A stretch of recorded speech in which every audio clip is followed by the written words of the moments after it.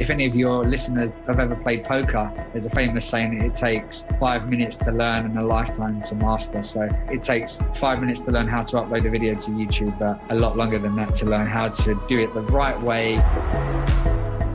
Episode 121 of the Studio Sherpas podcast. Welcome, my friend, to this episode of Did I already say the Studio Sherpas podcast? Where our number one goal is to help you grow your video business. If you don't know me, I'm super weird. My name is Ryan Coral, and I have a video production business. I'm not just a professional podcaster, although I do love podcasting. It's super fun. I make a living by making videos for companies and also for individuals and that stuff. So that's what I do for work. I've got employees. We've got a studio here in Metro Detroit area, Michigan. And I'm also going to try to stop saying and as much as I do. Can you help me? I mean, can you, please? So, oh man, shoot. I did it. I don't actually know how much of my uhs and ums get edited out by the audio editor, show editor, but dude, what's my deal? Hey, I've got some big news, some Studio Sherpas news for you. Newsflash, June 2nd through the 4th, you're going to want to write these dates down. This is your invitation to save the date, but also you're going to have to hop on this pretty quick. We've got early bird pricing for an in-person conference. You can find out more information at studiosherpas.com/onward, which is the name of the conference. It's called the Onward Conference, where you're going to be able to meet other studio owners, and we're going to learn and grow together over a couple of days. We're going to make some great memories and leave inspired to go back home and, change the world. So it's going to be small, intimate. It's not going to be a 100-person conference. We're going to cap at, I haven't actually decided where, but 20 or 30 people at most. So we're going to share our meals together. We're going to get inspired by some incredible business leaders, and we're going to have opportunity to be able to talk through challenges in our businesses and also to create plans that we'll be able to implement that will help our video businesses grow. So it's going to be something that you're not going to want to miss. For me, I have learned the value of community. This work becomes so much more fulfilling when we feel like we're in it together, when we hear each other's stories, when we hear each other's wins, when we hear about our losses and everything in between. And so I just want to say I'm super grateful for this community, the people that listen to the show, but also the people that have gone the next step and have dove into the courses that we offer and have really just said, you know what, I want to take this business seriously, and this is one way that I'm going to do that. So I'm grateful for all of you, and I just know this event is going to be a really cool opportunity for some of us to be able to get together and learn from each other. So the encouragement that you are to me with your emails and stuff is awesome, but also one thing that I'm really growing to love is the encouragement that you are to each other. It's so good, for real. Super, super good. So thank you for that.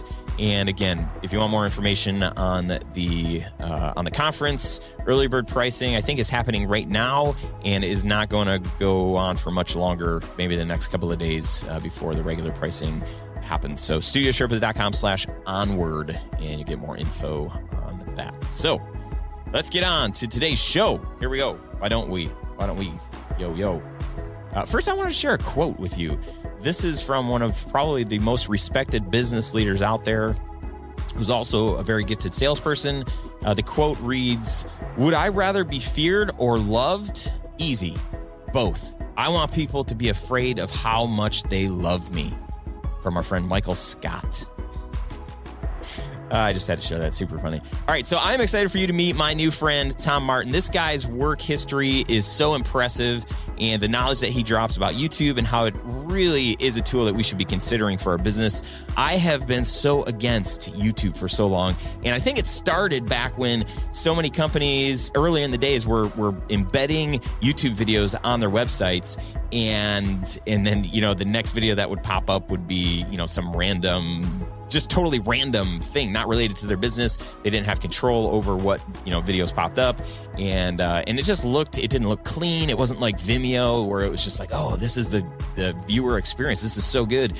And so I think that's where my disdain began. And even though I know YouTube is like the number 2, they are the number 2 search engine in the world, I've just really struggled getting on the bandwagon because I don't want to think of myself as a person that gets on bandwagons, but I do, if I'm honest. And I have just been learning so much lately about this, and this comes at a great time for us to have Tom on the show. My chat with him is really making me reconsider my lazy approach to this tool that we have right at our fingertips. That's free, man, crazy. So what's in today's episode for you? Today's episode is all about why using YouTube to generate leads for you and your clients is a no-brainer. Steps to take prior to launching a YouTube channel, or how to tweak an existing channel to ensure that your audience finds it. You're going to discover some tools that will help improve your YouTube strategy, and how the knowledge gap between big brands and YouTube is a huge opportunity for video studios like you and me. And then YouTube certification. We talk about that and why you should learn more about it. And then also we cover the biggest mistakes that people make when building YouTube channels. There is a ton of info, ton of content in this. I hope you find it rich and valuable for your life. If you're anything like me, you're going to walk away from this chat with Tom more excited about using YouTube if you're not already. And you're going to have some very practical and actionable things that you can apply to grow your business with YouTube. Let's roll the tape, DJ. Hey guys, welcome to the Studio Sherpas podcast. My name is Ryan Coral, and today I feel like that is the JoJo Siwa introduction. Every single Wednesday. Yeah, anyway, I mentioned that on a previous episode. Anyway, my name is Ryan Coral. I'm super excited to have Tom Martin with us today. Tom is certified by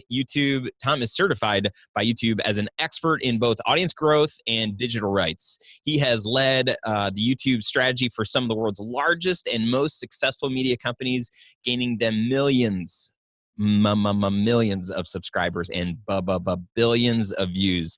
And he's here today to give us every single tip on what we need to do to hack the system. Tom, welcome to the show, man. I'm going to try and give you every single tip, but unless you've got a couple of days, I might need to just, save the top tips. Oh man, come on.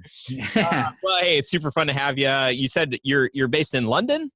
Yeah, London, just outside of London, but I am what you would call a Cockney, born and bred in East London, but just living in the suburbs now that I'm an old man with a family. So. Yeah. I was going to say opt-in for the quiet life, but as I explained to you earlier, there's a man with a pneumatic drill just outside, so it's not really that quiet today. Did you say people call you a Cockney? Cockney, yeah. You never heard of that? It sounds inappropriate. I'm not going to call you that. It's appropriate where I come from, don't worry. So paint a picture of your background. Like, I imagine if you are an expert in YouTube, that you probably have dabbled in some other sort of web, Google AdWords. I don't know what your story is, but I'm just curious to kind of get a glimpse of that. No, so my story is really quite different from most people. So no, I don't come from an advertising background. Also don't really come from a kind of content creation background, although I did study at university. I've never really done it professionally. Most people's story on YouTube is, I was making videos in my bedroom, and then all of a sudden I logged in and one of the videos had gone viral, and then I was hooked and I realized I could make money out of this. Not for me, definitely not. So I was working at the BBC in London in their sales team, basically, nothing to do with YouTube, for 5 years. And I hated every day of it. I hated every single day of it, apart from the day in which they paid us our sales commission, which I loved. But an opportunity came up in the YouTube team, and a good friend of mine was leaving that position. And so I applied for it really on a wing and a prayer. I had absolutely zero experience of YouTube apart from watching it. I'd never uploaded a video to YouTube in my life before that.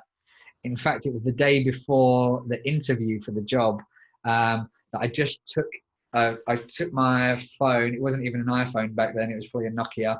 and just filmed my hand moving around and uploaded it to YouTube just in case they tested me on what buttons I needed to press to upload a video. That's how little my knowledge was. I'd never uploaded a video.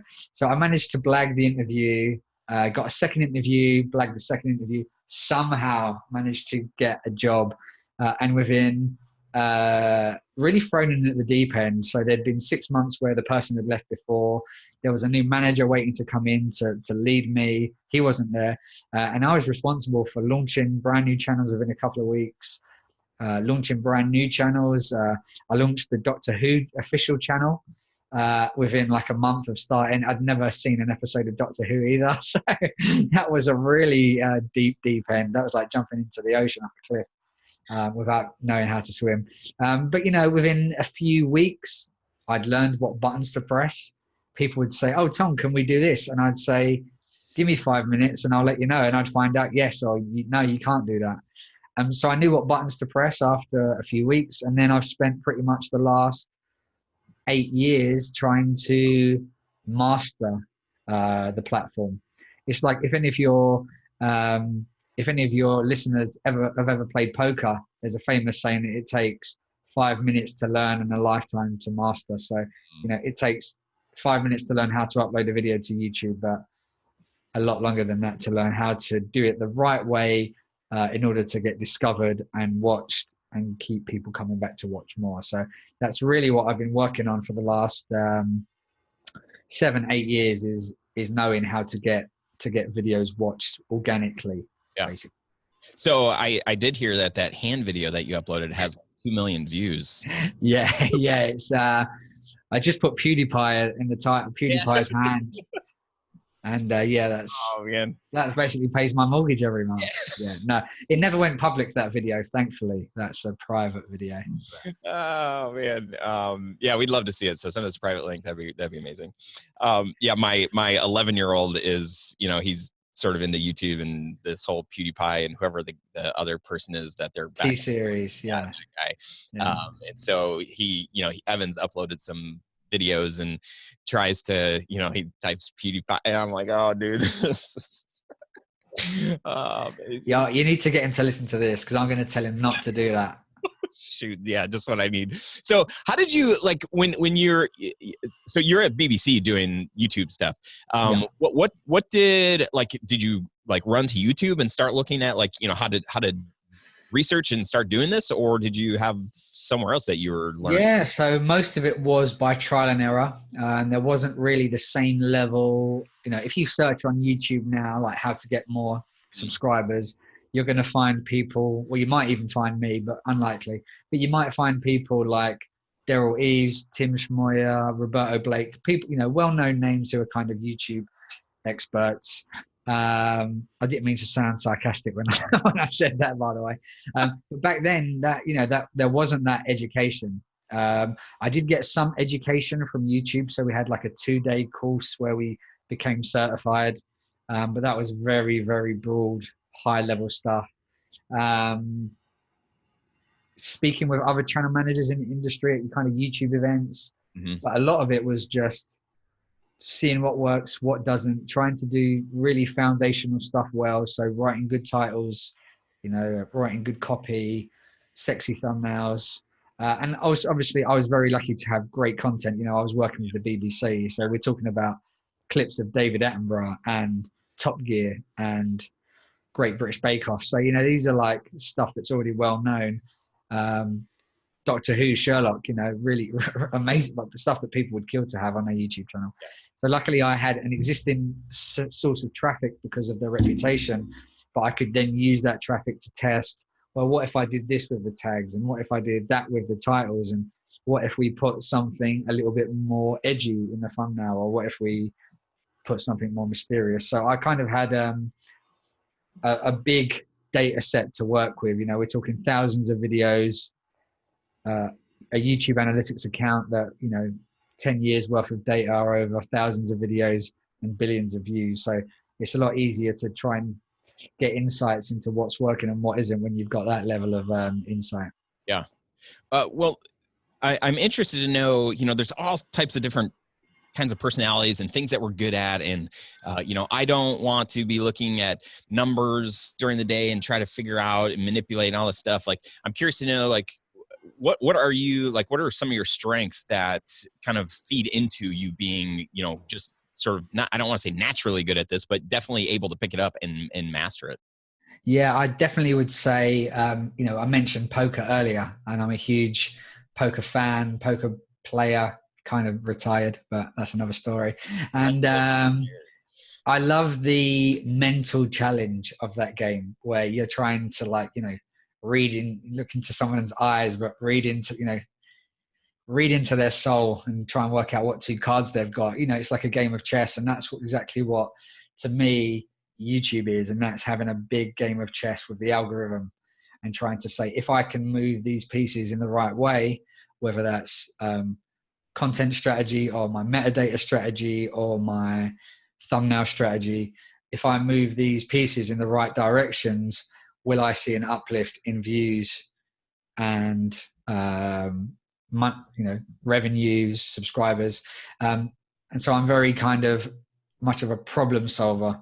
So YouTube is famous for changing the goalposts and changing its algorithm as often as it can. So being fast to adapt, trying to be able to think outside the box, and be very I'm very logical and methodical as well. So I systematize everything that I do. And over the years, I've got my kind of channel management process down to a point now where, I can train somebody in a couple of hours in like a copy and paste system, almost like a channel in a box. So it pretty much runs itself. So yeah, definitely, I'd say like a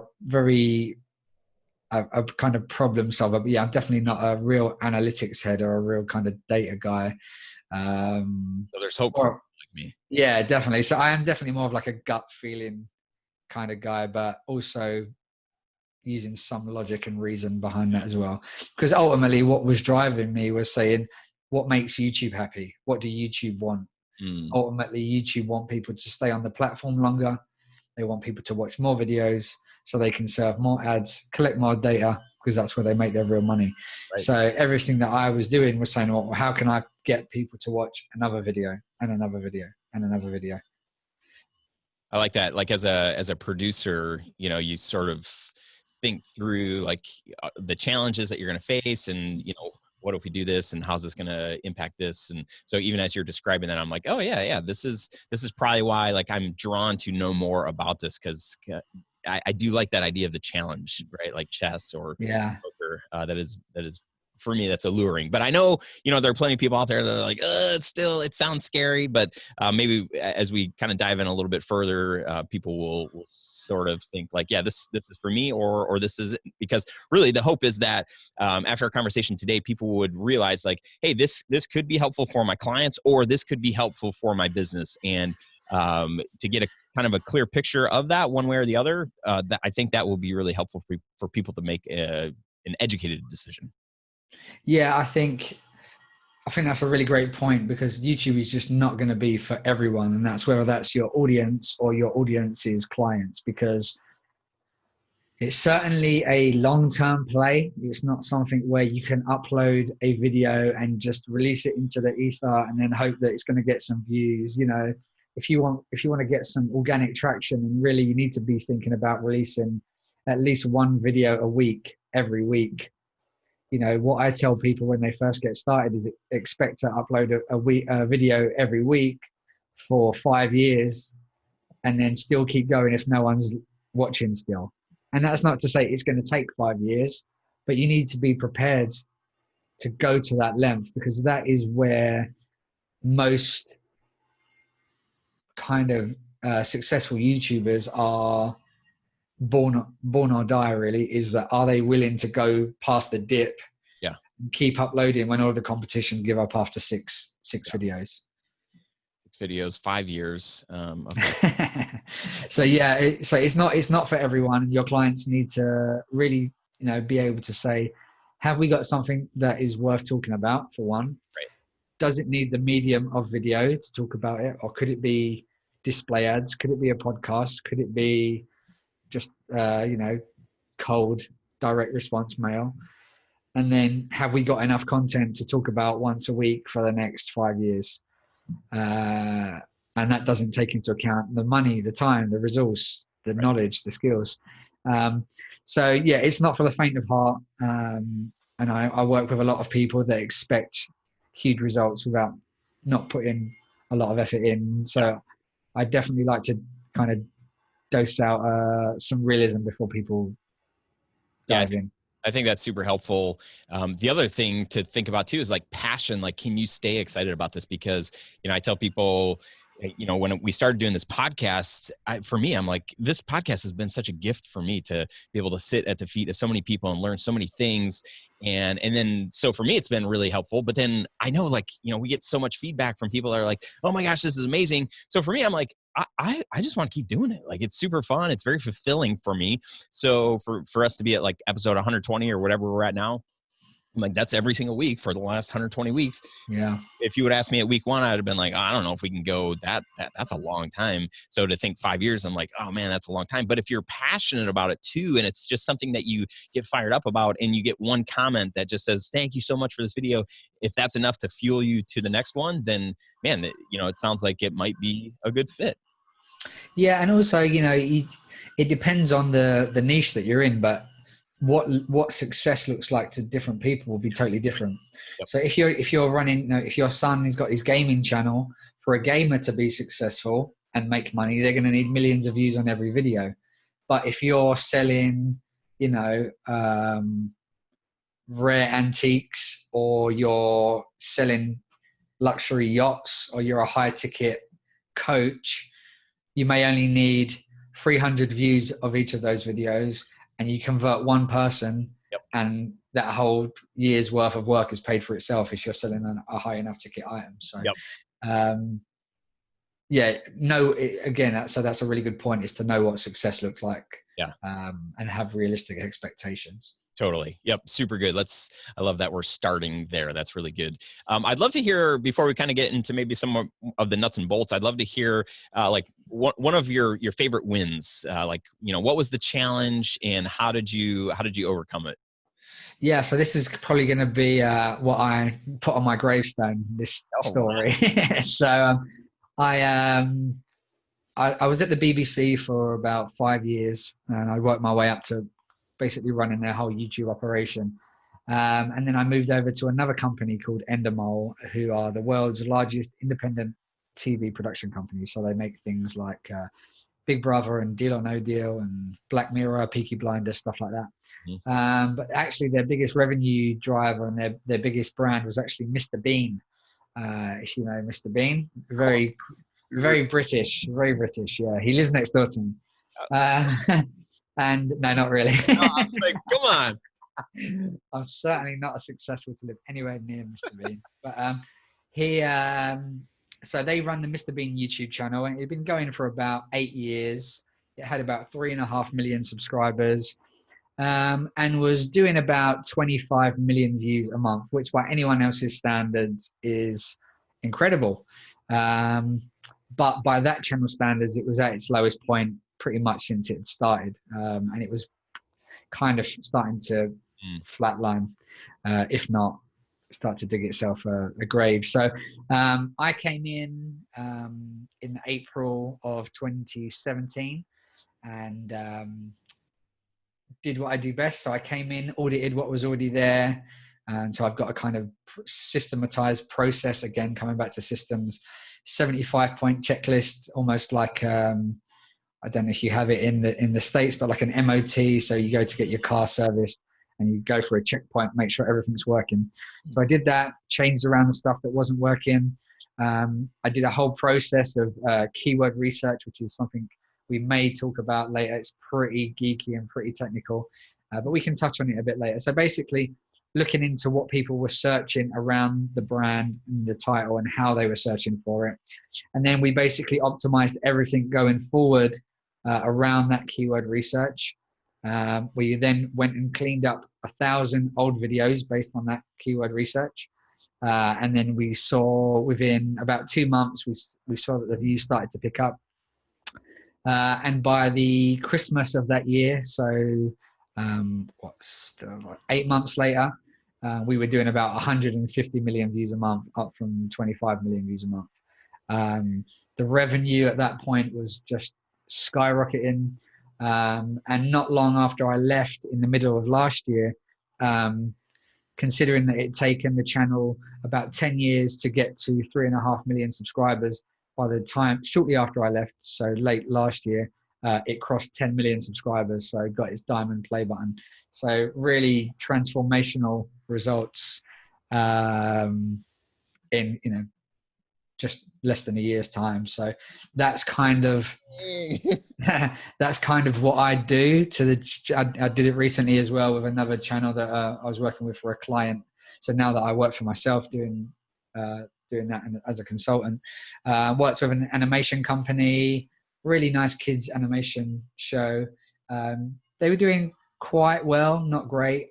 My plan was to double their revenues within 12 months, and we grew it. I nearly tripled it within 4 months, and doubled their subscriber count from 100,000 to 200,000 in those 4 months.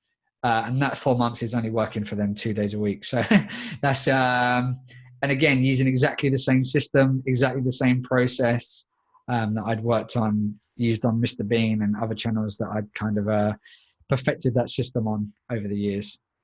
That's incredible, man. That is really cool.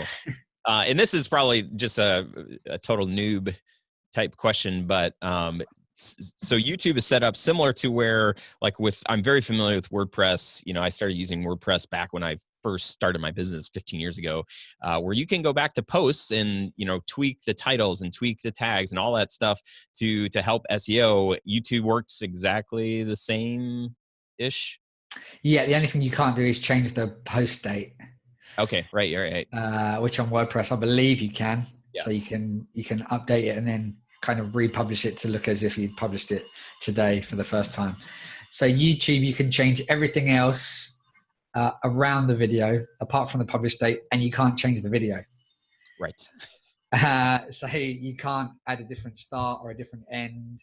Up to a certain point, you can trim. So you can trim the start off or trim the end off. Oh, interesting. I think it has to have less than 100,000 views to be able to do that. Okay. But yeah, you can go back and change titles, thumbnails, descriptions, tags. You can change all the little cards and end screens and call to action, stuff like that. So you can retrospectively optimize stuff, and you can test things out too. Interesting. Well, so here's the big question. Like, I have seen 2 different paths for filmmakers work well on YouTube. One is for people that are promoting to other filmmakers, showing how they made stuff. Here's our tutorial in Final Cut or Adobe or, whatever. And then, similar type audience and creator is the one who's showing people that want to become filmmakers how to do it, right? Where does the video business owner like me who sells to other businesses, where does somebody like me, does it make sense for me to create a YouTube channel? This is a tough one. So you're talking about selling to non-video businesses your services, basically. Right. Yeah. So really what you're talking about is content marketing, generally. So you might be targeting subjects rather than like how to use Adobe, or it should be like how to generate leads with video, or how to use YouTube to market a product, or how to sell courses with YouTube. So it's probably more educational rather than talking about your actual services. So what I would advise you is you get the audience in by solving one problem, which is they haven't got a clue about strategy, and then you just so happen to be able to solve that problem further by saying, oh yeah, and if you actually want us to make the videos for you because they're really difficult, then we can do that for you. Whereas it's a lot easier if you're talking to other people that have video businesses, where you can say, this is how you use a free lighting setup. for a wedding, or and then you say, oh yeah, and then you can, if you want to buy a course on wedding cinematography, then here's a link. Right. Or you just say, go and buy these cameras from Amazon, and you just break it in affiliate revenue. But I think that's becoming an increasingly crowded space, is like how to do video, just like the how to do YouTube space is increasingly competitive, which is why I decided to bow out of the race for that market. So yeah, definitely. I would also, another great tip before you get started is make sure there is an actual audience for what you're going to be making videos on. Before you decide to make a channel and make 5 years worth of videos, it's probably worth spending a couple of hours before you even get started to make sure there is actually a demand for that. And how do you do that? Like, how do you figure out if there's an audience? So this is where keyword research comes in, which is so if you're using WordPress, you may have been doing some Google keyword research. Yes. You may not have. So you would, you'd use something like the Google Keyword Planner, or a third-party tool like Longtail Pro or Ahrefs, and basically those tools will say, this is exactly the language people are searching for in Google around your niche, and this is the search volume. And this is like, pardon me, this is the competition level. So you might find a really good opportunity around how to make a corporate video, for example. And you might find out that there's really lots of search around that, and it's been really underserved by the market. And so you see a gap in the market to come in and fill and basically siphon off all of that traffic that's currently going to other places. And you can do exactly the same for YouTube. So I use a tool called vidIQ, VIDIQ, and that is the only tool, or I'd say it was the only tool. I still think it's the market leading tool in terms of YouTube keyword research. So just like the other tools, just like the Google Keyword Planner, you put in like a seed keyword, so it might be like a corporate video, and it will spit back loads of data, and it will tell me how many people are searching for corporate videos, the exact language that they're using, and the level of competition around that. And it will also spit back a few hundred related keywords and the data around those as well. So within just a few minutes, I can say, there is an opportunity here, but it's too competitive, or there is an opportunity here, but it's really small. So I either don't do it, I look for a different opportunity, or I go ahead, but I realize that my results are going to be somewhat limited to that market cap, like that search cap. Or you find an absolute hidden gem in the rough, and you say, all right, I'm going to launch a YouTube channel around that keyword. I'm going to make my one video a week for the next 5 years at least, and then I'm going to siphon up all of that YouTube traffic. So that's the broad topic of YouTube keyword research in a nutshell. It gets a lot more complicated than that, or it can get a lot more complicated than that.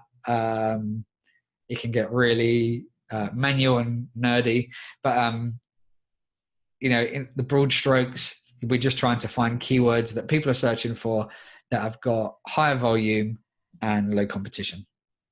Yeah, so I guess that's kind of a good follow-up question would be like, what would be the benchmarks? Like if you and I were working together and I said like, yeah, let's, how to make a corporate video that, sells your thing. How do I know what's the gap, or like, what are the numbers that I should be like, oh my gosh, like this is sweet. This is something that I really should pursue. So generally, like, again, I go back to say like, how big do you need your audience to be? But that aside, that's not a really helpful answer. So I'd say what vidIQ has is it has a search volume, it has a competition score, and then it has a column which is the overall score. And the overall score is a calculation between how competitive it is and how much search it gets. And so it gives you a score out of 100, 0 being this is complete garbage, don't touch it, 100 being drop everything, sell your house and invest in this YouTube channel because it's going to make you a millionaire. And so basically I'd say if you can find a keyword that has an overall score of ideally 75 and 80 out of 100 and above, then you've got something special there. One caveat to that is it needs to be a broad enough term that you can make, 250 videos about it. So if that term is video marketing, there's a million videos you can make about that. But if that one keyword is how to fix a Canon 700D lens, you'd be lucky to get 3 videos out of that. So you're trying to find a kind of high level keyword that has that high search volume. And then hopefully what you'll find beneath that are the other kind of related keywords that get a little bit more, the opportunities become smaller, but the keywords become a bit more niche. Mm-hmm. And so it's not only giving you kind of a guidance on what direction to go, but keyword research can actually give you like ideas for specific videos. So it might be like how to fix that Canon 700D or how to light for a kid's portrait photo, whatever it may be. I'm just making this stuff up very badly. Can't tell. So if in vidIQ these are popping up, and giving you a score, I would imagine because YouTube is, I think, still the number 2 search engine in the world. If it's showing up there, then it probably would do well, if you have a website and you want to make some posts there about that specific thing, or if you want to do Google AdWords or Facebook AdWords or, stuff that's similar, it's probably, if there's a place to search, people are probably searching that kind of stuff, at least on Google, if nowhere else. But, kind of where my mind's going is if, somebody wants to monetize on YouTube, that's one thing. But if they're also like trying to use it as a lead generator, and then, even fast forward thinking like, well, what if you offered a course to a corporate companies that need to make a video and they're not going to hire you to do it, or maybe they will, but you make a $99 course and, you sell it. I imagine it kind of works similarly. Would you agree that if it's scoring high on vidIQ, that it probably is a generally searched thing? Yeah, there's usually quite a high overlap between what's being searched for and what's being searched for on YouTube and what's being searched for on YouTube. Sometimes there will be a difference because sometimes if there's something specifically more visual, like a TV episode, they're much more likely to search YouTube directly. And of course, YouTube belongs to Google. And so Google want to rank YouTube videos as much as they can in their search results.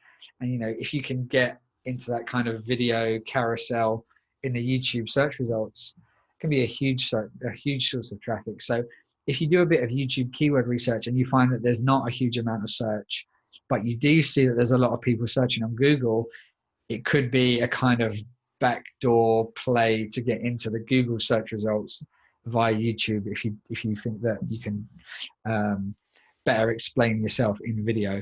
And of course, you can be embedding your videos into your articles and try to rank them in Google as well.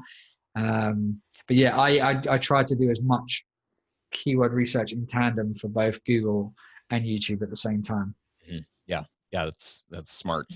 We've had Marley Baird on the show recently who talks a lot about YouTube. Excuse me, Ben Amos was the one that introduced me to you. I think you were recently on his podcast. I feel like there is this, for video producers wanting to do more than just a tactical, like, hey, we can do a video for you and here you go. And then we see later that it's got 17 views and they never hire us again because it just didn't really work for them. We're trying to think of different ways to set us apart, add more value to our clients. And part of that, could be this idea of like, what if we help sell strategy for our clients to implement for YouTube, how to help them get more views for their videos? What if we handled that for them or just manage that process by, hiring somebody like you or a firm that does this? So let's talk to that audience that might want to sell this or offer this as a service. What are some ways that you would recommend going about that? Yeah, there's an absolutely huge knowledge gap in terms of, small businesses, medium-sized businesses, even huge businesses. I was recently on a discovery meeting with a huge multinational bank. I've consulted for Fortune 500 companies. So those were the two biggest companies that I've ever spoke to. By far the two worst YouTube channels I've ever seen, especially from someone who would have, unlimited budget, right. unlimited resource, just really bad. So the knowledge gap is huge. So the opportunity there for strategy, even channel management. So, it's hard enough for people to make videos, let alone worrying about thumbnail creation and what to title your video and how to tag your video. So in terms of adding value or upsells for video studios and video producers, it's absolutely huge. And I'm starting to see more and more kind of I don't know, what would you call a full stack agency. They help with conception, they help with production, post-production, and then it's only the next logical step to go into what I would call distribution. And it's a really easy sell because you could say, look, we can make you the best video in the world, but what's the point if no one's going to watch it? Mm-hmm. And if you can be like you say, the person that unlocks a whole new audience for them, then, that's really valuable. And it's ongoing. Like I say, there's no point in a client having a YouTube channel for 3 months. So if they're going to run it for 3 years, that's going to help you get a 3-year contract for production, post-production, and platform management or platform strategy, then it makes real sense. In terms of where to find people, there's a lot of really good education online. I have my own course coming out and some stuff, but lots of free YouTube tutorials. YouTube has quite a decent knowledge base. It's not really well known, but I believe that the YouTube certification program, which used to be only open to kind of big media companies, is now open publicly. So you can sit online, watch 20 hours worth of videos, take a test, and then you're YouTube certified. And if 3 people in your company are YouTube certified, your company becomes YouTube certified. Oh, wow. So, having that, setting aside a week for you all to sit down, do a bit of training, take an exam, and be able to put that badge on your company's website and on LinkedIn, and to talk about that, to a client is a massive advantage. And trust me, your competitors are not going to have that badge on their website. Almost certainly not, unless you're talking about really, really big agencies. And even then, they probably likely don't do that either.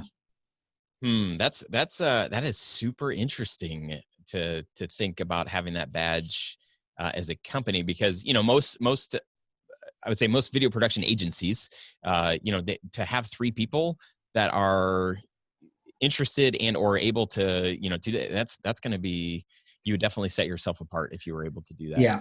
Individual. And if this is of interest, that seems like to be able to have that little badge and let people know, they would say, okay, yeah, we're definitely not YouTube certified. And it seems like if we're going to invest time and money and we're seeing results as, in doing this, to have somebody that's certified, I mean, that's a trust factor that, as a filmmaker, it's hard to get. Our certifications are like the trophies that we get. And even those, a lot of times we're paying for those. It's just a matter of which ones we want to buy. Yeah, no. So you're right. There is you don't get we're certified in filmmaking, and we can do it. Steven Spielberg's, Right. I've lost my microphone. Steven Spielberg's, signed a certificate to say I'm great at being a DOP. It's not going to happen. So that's definitely going to set you apart, especially if the client is specifically looking for a YouTube specific project that they're working on. Right. Yeah, and as soon as you start telling people hey, look, we've been able to help other companies get 10,000, 100,000 views or subscribers or whatever. That's unfortunately, a lot of people think that that's a win, even though they might just need 300 people to see it. Right. Yeah.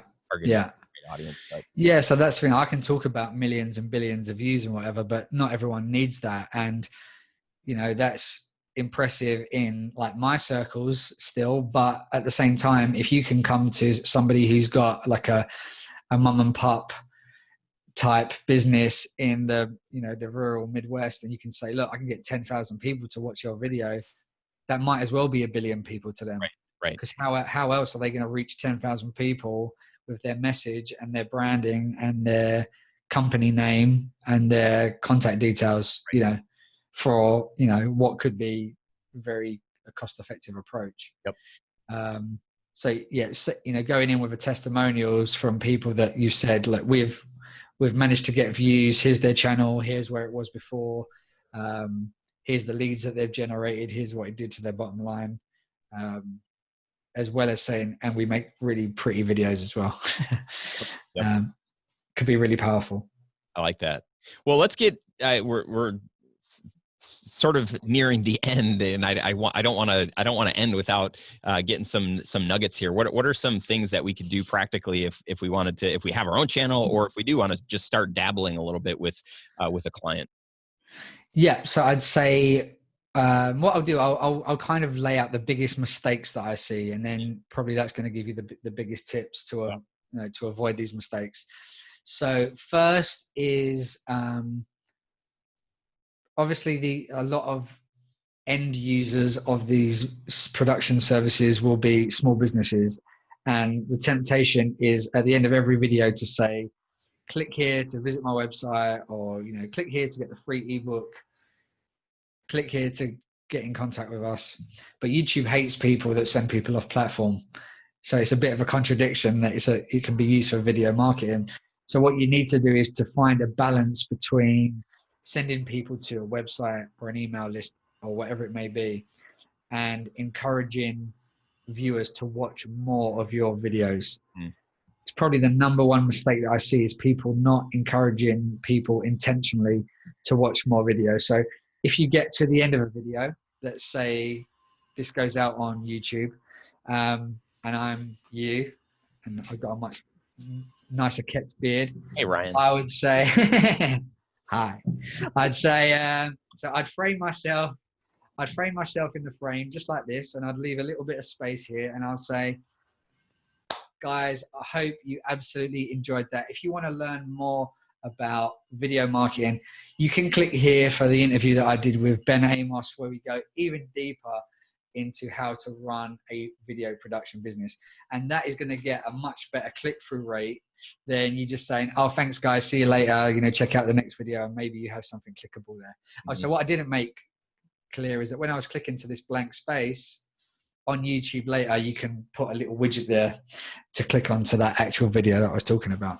And that's going to get you know, a lot better click-through rate than any other kind of call to action.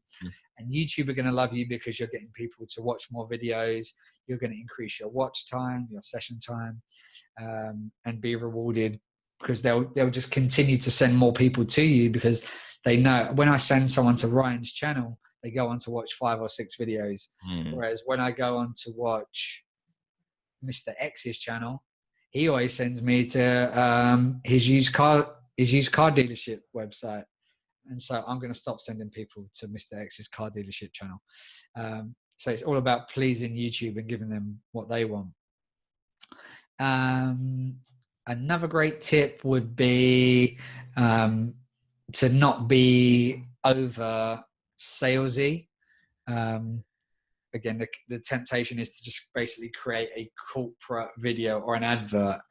But what you need to do on YouTube is to imagine that if your business was removed from the video, so that your name, your branding, your specific solution was removed, the video would still deliver value. So you might teach someone how to set up their podcast studio, you know, and you may have a solution that is a done-for-you service, but you have to deliver enough value that people didn't have to buy your service. So they would be able to watch that video and take action. And then if they said, you know what, this is too much hassle, I'm going to phone up Ryan instead. But for the 95% of people that are never going to buy anything, you need to be able to give them what they need so they continue watching more videos, which will then in turn put you in front of more people, so that 5% becomes the 5% of something bigger. Mm-hmm. So quite counterintuitive stuff for people that are going to want to go and just sing and dance about their businesses. Right. So really it's way before your needs to become the needs of YouTube and the needs of the viewer out there. I'm taking notes. You do realize we're recording this, right? Oh yeah. Yeah, I can. Well, what would you say the balance is like for, because at some point I need them to call me or to email me or reach out so that they can, order my service, whatever that service is. So what's the balance? Is it like, one video where I'm sending them away? Maybe the first 4 videos are part of a series that I'm like teaching them. And then the 4th video, I'm like, and hey, if you want my free ebook or, whatever, then click this button and that's going to take you directly to my site where you're going to get that. Yeah, I think you pretty much nailed it there. I'd say the ideal average would be about 4-to-1 or 3-to-1. And I think you nailed it even further by saying take them through a series. So it might be a part 1, a part 2, a part 3, a part 4. I don't need to be YouTube certified. You just hit them over the head. It's the typical, if you're familiar with it, the Gary V jab, jab, jab, right hook. So you give, and then you just ask, or you make an offer.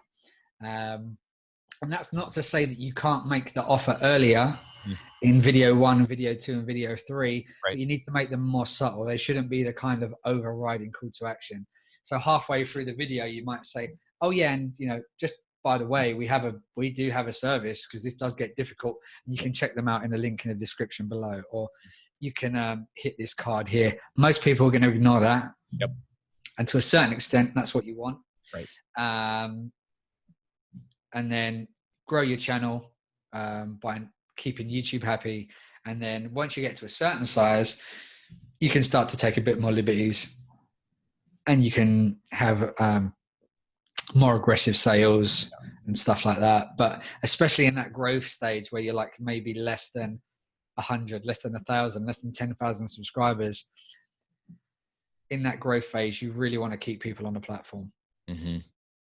Yeah, that makes sense. Yeah, I don't know. I feel like as I've learned how to be a guide for our clients, it's like, yeah, the more value that we can offer them, before we try to get them to hire us, it just makes sense. So it's not like rocket science to say like, yeah, you need to offer them, 4 or 5 videos that are of value before you really are just like, look, we can help you. I know that this might seem overwhelming or whatever, but we would love to, help you. Call us, email us, whatever. It just sort of makes sense. Yeah, I had a really smart colleague. He was running one of the biggest YouTube channels for a radio station here in the UK, really, really popular national radio station. And he said, most people that watch our YouTube channel will never, ever, ever listen to the radio. But if they ever do listen to the radio, I want them to think of us first. So it's kind of like by osmosis, if I ever need a videographer, you've taught me so much. I know you, I like you, I trust you. So you're the first person I'm going to go to. Or it might even be something as small as, I need to buy a camera. I know what camera I'm going to buy, but I'm going to take an extra 20 seconds and I'm going to go through Ryan's affiliate link because he's helped me.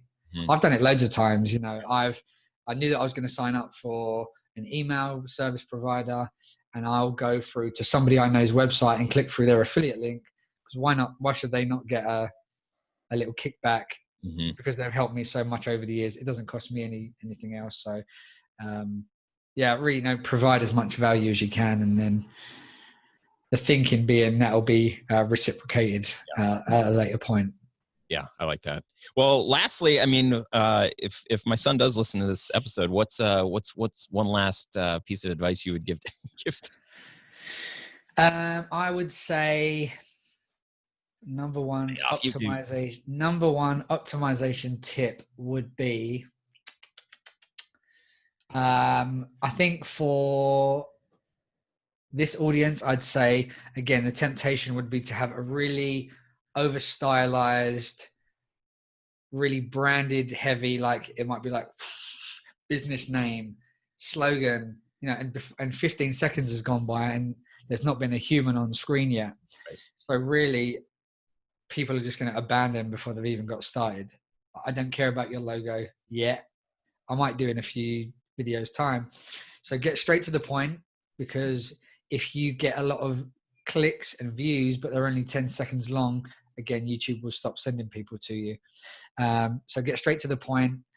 Another really good tip, which is related about kind of being over stylized and overproduced, which is probably, again, a really counterintuitive tip for you and your audience, is the temptation is going to be to go into these people's business, sit them in a chair, nice plant pot behind them, whatever it is, and a free camera setup. 1 head on and 2 from the side. And so all of a sudden I'm talking to the camera and I'm saying, you can get a great discount on our used tires. And then all of a sudden the camera cuts and it's like, yeah, our tires are the best in the, you know what I'm talking about? So it goes to that side angle, which is like a typical TV angle, corporate video, sales video. It's like, if we've got 3 different cameras, it looks like there's more production value, but that just doesn't work on YouTube. So the best way that I can describe it is, when most people watch YouTube, they're sitting on the bus or the train or at home and they're watching on their phone like that. Right. In the UK alone, 75% of views come from mobile devices. And that's probably even bigger in other parts of the world. And so if all of a sudden you cut to this side angle, me and you were having a conversation at that point. I was telling you all about my used tires. I wasn't talking to everyone else. I was talking to you. And as soon as you go to the side of my face, you've broken that personal engagement touch. So this is why, when you talk about people that are successful on YouTube, it's the teenagers in their bedroom that are speaking to a DSLR inside of a light ring, simple camera. They might punch in, punch out. They might add a bit of B-roll to make it a bit more sexy. Yep. But using that really typical TV angle is a real kind of cardinal sin on YouTube, I would say. So it can be hard for kind of traditional producers to move to that. And, jump cuts. How often are you going to use a horrible jump cut in a nice corporate video? Not often, but on YouTube, that's kind of the language of the platform. So to a certain extent, you need to understand what works specifically for the platform. So that's not really an optimization point of view, but it's a mistake that I often see in the kind of small business realm. And especially, working with a lot of like subject matter experts and speakers and coaches and trainers. It can be a touchy subject to tell a videographer, just bring 1 camera. Yeah. Right. Like, huh? Makes no sense. Well, I know you've got a book out and you've got this upcoming course. Let us know, how can people connect with you and stay on top of what it is that you've got coming out? Yeah, so you can follow me on Twitter is probably best. It's at @channel_fuel. You can see all of my professional services that are available at channelfuel.co. .co. My book is YouTube Optimization, the Complete Guide, and that goes into a lot more detail on how to tag your videos, how to write titles, how to create good playlists. And you can get that for under $10, and it is probably more valuable than most $2,000 courses out there. So I would definitely recommend that. But not as valuable as my actual course that's coming out, which is all around keyword research. And you can kind of pre-register your interest at channelfuel.co/course. And that should be out in the next month or so. Love it. Do you offer discounts to 11-year-olds? Just kidding. I might get him your book. I can send him a free book. I'll send him a free book. Yeah. That's awesome. Tom, this is super fun, man. Super enlightening. And I hate to say it, but I'm like getting more and more excited and interested in us sort of exploring a little bit more how it could help our business. Definitely optimizing our Studio Sherpas channel better. There's a lot of work that could be done there. But thank you so much. I'm excited for your launch. And thank you just for sharing your passion and your gift with us today. Pleasure. As you can tell, I could talk about this stuff for hours. So if you ever wanted to do a part 2 where we could dive into like tags, titles, descriptions, the more nerdy SEO type stuff, more than happy to do so. Pleasure to have met you, and pleasure to be speaking with you all. Cool, man. All right, we'll talk to you soon, buddy. Cheers. Bye. I am so thankful to have people that are willing to come on the show that are smarter than me. Conversation with Tom was just awesome. Thank you for listening. For all of the show notes, you can find those at studiosherpas.com/121. And that will link out to all the different things that Tom's got going on, his book, his channel, his upcoming course, all that stuff. So make sure to check out the show notes.